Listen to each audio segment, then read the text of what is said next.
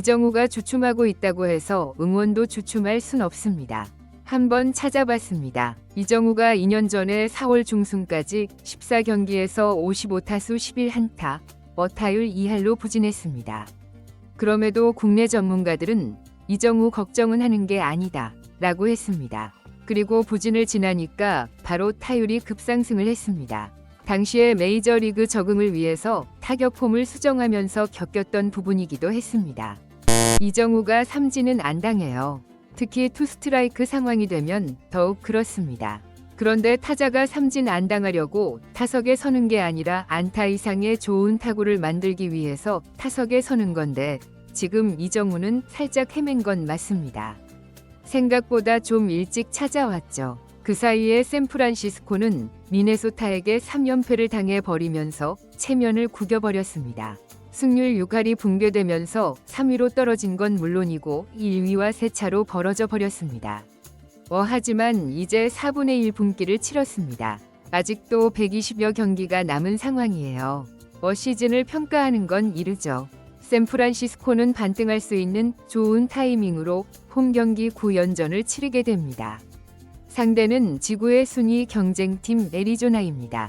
애리조나는 직전 시리즈에서 다저스에게 1승 2패로 루징 시리즈를 만들고 샌프란시스코 원정을 오게 되었습니다. 양팀 모두 분위기가 좋을 순 없습니다. 멜빈 감독은 이 경기에서 드디어 칼을 빼들었습니다. 샌프란시스코에서 가장 비싼 선수인 유격수 아다메스를 타순을 이동시켰습니다. 다저스 2번 타자는 타율 3할 7푼의 프리먼입니다. 양키스의 2번 타자는 4할을 회복한 에런 저지입니다. 그런데 샌프란시스코 2번 타자가 2할 1푼입니다. 기다려줬지만 답이 없자 아다메스를 6번으로 내렸고 그 자리에 체프먼을 올려 세웠습니다. 현재로서는 타격이 가장 나은 선수 체프먼과 라모스를 올린 거죠. 사실 체프먼도 타율을 보면 답이 없는데 볼넷을 잘 얻어내면서 출루율이 나쁘진 않습니다.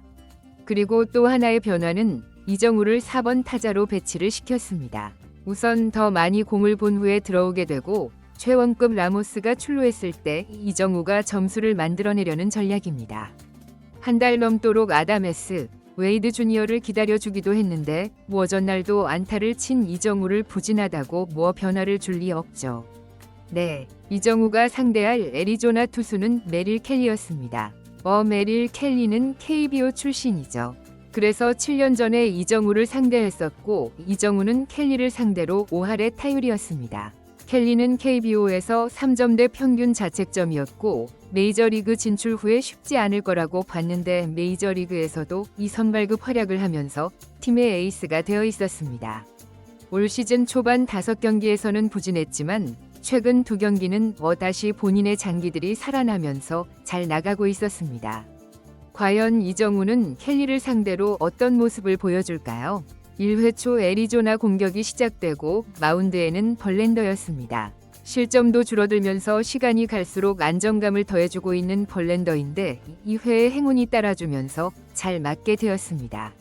야스트젬스키의 타구 판단 미스로 큼지막한 3루타를 맞았는데 그 순간에 커브로 들어온 이정우가 좋은 판단으로 공이 바닥에 들어간 순간 손을 번쩍 들면서 인정 2루타라고 어필을 했습니다.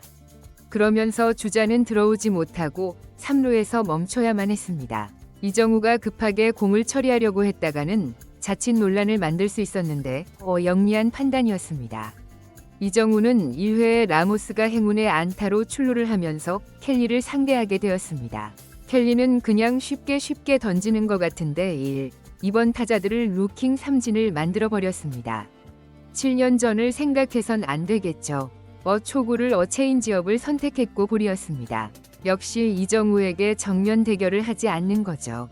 이미 라모스도 출루해 있었기 때문에 기대감이 들었는데 이정우가 2구째에 갑자기 대체 왜 번트 시도를 해버렸고 아웃이 되었습니다. 그때 순간만큼은 희생 번트인 줄 알았습니다. 그런데 이닝이 종료된 거예요. 네트아웃에 4번 타자 이정우가 갑자기 번트. 그것도 켈리를 상대로 강했잖아요. 납득은 되지 않았던 너무 아쉬운 민망한 순간이었습니다. 벌랜더는 3회 초에 1번 타자에게 솔로 홈런까지 맞으면서 샌프란시스코는 또 뒤지고 있었습니다. 이정우는 3회의 타석에 들어섰습니다. 라모스가 행운의 안타까지 나오면서 타율마저 이정우를 넘어서려고 하고 있었습니다. 이정우는 초구를 지켜보면서 스트라이크가 되었고 2구에 이정우가 타격을 했는데 우중간 안타를 치면서 1에서 3루를 만들어 주었습니다. 헬멧이 벗겨지면서 떨어지는 공을 잘 쳐냈습니다. 하지만 후속 타자가 병살타를 쳐버리면서 허무하게 동점을 놓치고 말았습니다. 이후에 벌랜더는 같은 타자에게 또 홈런을 맞으면서 패전 위기에 몰리게 되었습니다. 벌랜더는 9경기를 선발 등판하는 동안에 승리가 없는 불운의 투수입니다. 5회 말에 샌프란시스코가 1점을 따라붙으면서 1대2 상황에서 6회에 이정우가 타석에 들어섰습니다. 이번에도 어라모스가 또 행운 안타로 이제 거의 이정우의 타율도 넘어서 버렸습니다. 이러다가 진짜 올스타도 위험해집니다. 네, 켈리는 더 바깥쪽으로 던지려고 하면서 투볼을 시작했습니다. 이정우는 6회 4월 5푼의 타율이었기 때문에 팀을 도울 수 있는 타격이 나오길 바랬는데 9구째 좌익수 플라이로 아웃되고 말았습니다. 켈리를 상대로 3타수 1안타로 만족해야 했습니다. 벌랜더는 7회의 마운드에 올랐지만 선두타자 안타를 맞으면서 6이닝 2실점으로 마무리되었고 켈리는 7이닝 1실점 대호투를 펼치면서 승리 투수 요건을 갖추게 되었습니다. 이정우는 8회 말에도 투아웃 주자 1루 상황에서 타석에 들어섰습니다. 이제 팬들의 정우리를 외치는 소리는 더 커졌습니다. 이 이정우 앞에 라모스가 진짜 좋은 타구를 만들면서 동점도 가능할 상황이었는데 애리조나 좌익수가 갑자기 고무인간처럼 껑충 뛰더니 공을 잡아내면서 찬스를 놓치고 말았습니다. 분위기를 끌어올리는 데는 성공이었습니다.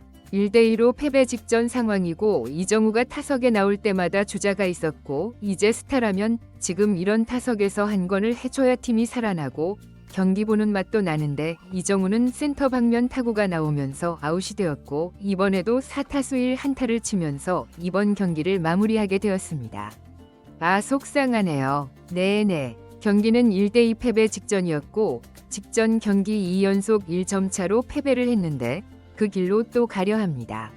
샌프란시스코는 9회 초를 로드리게스가 깔끔하게 마무리했고 이제 9회 말 역전승을 응원할 수밖에 없었는데 애리조나가 다 좋은데 불펜이 약하고 특히 마무리 투수가 약하다고 했기 때문에 기대를 해보았지만 플로레스, 아다메스, 베일리 모두 부진하면서 팀은 또 패배로 4연패 수렁에 빠지고 말았습니다.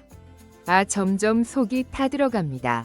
정우야 힘내라. 이상 흰수연구이였습니다. 이정우의 메이저리그 적응기가 초반보다 다소 어려운 국면을 맞고 있습니다. 시즌 초반 3할 4푼까지 치솟았던 타율은 현재 2할 8푼대로 하락했고 특히 5월 들어 5경기 연속 무안타를 기록하면서 우려의 목소리가 커지고 있습니다. 그러나 전문가들은 이정우의 실력을 감안할 때 이번 부진은 일시적인 현상일 것으로 보고 있습니다. 메이저리그 투수들의 이정우에 대한 접근법 변화가 주목됩니다. 초기에는 그를 과소평가하고 직구 위주로 승부했지만 이정우가 좋은 타격감을 보이자 변화구 비율을 높이며 전략을 수정했습니다. 특히 까다로운 외곽 코스 변화구로 이정우의 타이밍을 뺏는 전략이 효과를 보이고 있는 것으로 분석됩니다. 그럼에도 불구하고 이정우의 기본기는 여전히 견고합니다. 특히 삼진을 적게 당한다는 점은 메이저리그에서도 그의 콘택트 능력이 통한다는 증거입니다. 투 스트라이크 상황에서도 삼진율이 낮은 것은 압박 상황에서의 대처 능력이 뛰어나다는 것을 보여줍니다. 다만 현재는 좋지 않은 공에도 치려는 조급함이 보이며 이것이 좋은 타구 생산으로 이어지지 않고 있습니다. 이정우의 2년 전 경험은 현 상황에 희망적 메시지를 던져줍니다. 당시에도 4월 중순까지 비슷한 부진을 겪었지만 이후 급격한 타율 상승을 보이며 회복한 바 있습니다. 타격폼 수정 과정에서의 일시적인 어려움이었던 만큼 이번에도 유사한 패턴으로 반등할 가능성이 높습니다. 샌프란시스코 자이언츠의 팀 상황도 이정우에게 부담으로 작용하고 있습니다. 팀이 최근 4연패에 빠지면서 타선 전체가 침체되어 있고 특히 연속된 1점차 패배는 선수들의 심리적 압박을 가중시키고 있습니다. 멜빈 감독이 이정우를 4번 타자로 배치한 것은 그에 대한 신뢰를 보여주는 동시에 책임감도 부여한 결정으로 볼 수 있습니다. 다행히 이정우의 수비는 안정적인 모습을 보여주고 있습니다. 야스트젬스키의 타구 판단 미스 상황에서 보여준 영리한 대처는 그의 높은 야구 지능을 증명했습니다. 이러한 수비력은 타격 부진 중에도 팀에 기여할 수 있는 중요한 요소입니다. 메이저리그와 KBO의 차이점도 이정우의 적응 과정에 영향을 미치고 있습니다. 투수들의 구질, 경기 리듬, 환경적 요소 등 다양한 측면에서 다른 점이 많아 새롭게 적응해야 할 부분이 많습니다. 또한 언어와 문화적 차이, 생활 패턴의 변화 등 야구 외적인 요소도 영향을 미칠 수 있습니다. 메이저리그 역사상 초기 적응에 어려움을 겪었지만 이후 뛰어난 활약을 펼친 해외 선수 사례는 많습니다. 일본의 오타니 쇼헤이, 이치로 등도 초반에는 적응 기간이 필요했지만 결국 자신들의 실력을 인정받았습니다. 이정우 역시 이러한 과정을 거쳐 메이저리그에서 성공할 수 있는 잠재력을 충분히 갖추고 있습니다. 무엇보다 중요한 것은 이정우 자신이 자신감을 잃지 않는 것입니다. 부진이 길어질수록 심리적 압박이 커질 수 있지만 그의 실력과 잠재력을 믿고 꾸준히 노력한다면 반드시 극복할 수 있을 것입니다. 팬들의 지지와 응원도 그에게 큰 힘이 될 것입니다. 이정우의 메이저리그 도전은 이제 시작에 불과합니다. 시즌의 4분의 1만 지난 시점에서 평가를 내리기는 이르며 앞으로 120여 경기가 남아있는 상황에서 그가 보여줄 성장과 적응의 모습을 기대해봅니다. 한국 야구의 자존심인 이정우가 메이저리그에서도 빛나는 활약을 펼치길 응원합니다. 정우야 힘내라.